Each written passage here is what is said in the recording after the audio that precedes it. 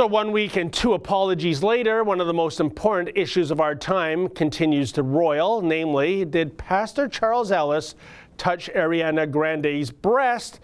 The video evidence says yes, but was this contact intentional?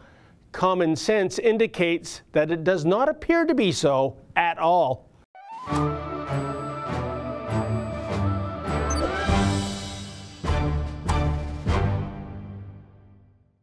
So just call it breastgate. No, I do not speak of the infamous Janet Jackson wardrobe malfunction at Super Bowl numeral XXXVIII. That was nipplegate. Rather, I speak of the fallout from the Aretha Franklin funeral. Incredibly, more than a week later, so many people are still obsessing about Pastor Charles Ellis and his so-called groping of Ariana Grande. But then again, we now reside in the zero-tolerance realm of the Me Too Time's Up era, in which the most notable casualty is that which is known as the benefit of the doubt. Now, granted, there was indeed contact made vis-a-vis the preacher's hand and the singer's boob.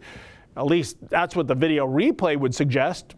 I've got to apologize because I have to brush up. My 28-year-old daughter tells me, "Dad, you are old at 60. When I saw Ariana Grande on the program, I thought that was a new something at Taco Bell. Girl, let me give you all your respect.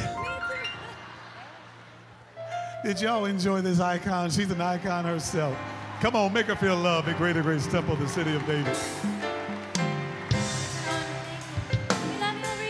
So yes, it does appear that 2 of Reverend Ellis's fingers made contact with Miss Grande's breast, but I'm betting the farm here that Ellis was oblivious that his digits had entered into a no-fly zone, and I base this hunch on logic and common sense, which is to say, if Ellis really were a predator, he's clearly not following the standard modus operandi embraced by creeps.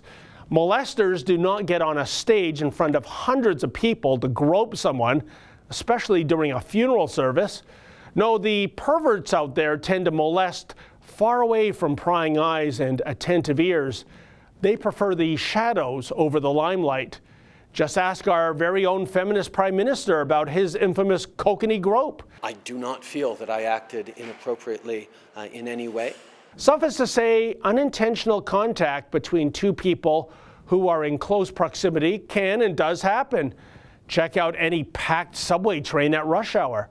It's not a reason to call the cops. Speaking of which, this obsession about the unintentional breast contact brings to mind the Naked Gun flicks, such as that classic scene in which Detective Frank Drebin is carefully navigating an escape via a window ledge, only to have this happen.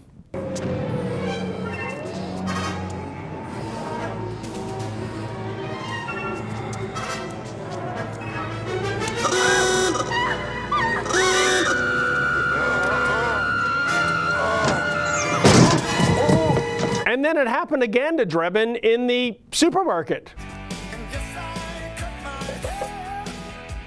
Attention shoppers, be sure to check out our special on paper towels on aisle 7.